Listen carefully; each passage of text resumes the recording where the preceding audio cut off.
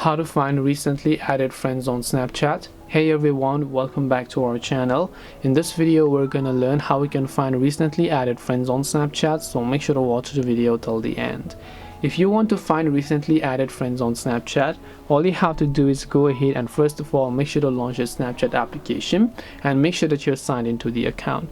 If you happen to add a few friends and then you want to find those recently added friends, tap your Bitmoji avatar from the top left of the screen here, and as you do that, over here you'll find this many options where you can tap on add friends section. Now when you tap on add friends, you'll find the three dots option from the top right. Make sure to tap on it, and at the very bottom you'll find the option called recently added. So all you have to do now is make sure to tap the recently added option, and you should be able to see a list of friends that you recently added to Snapchat.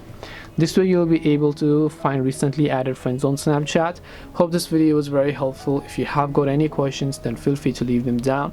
Thank you for watching and see you in the next video.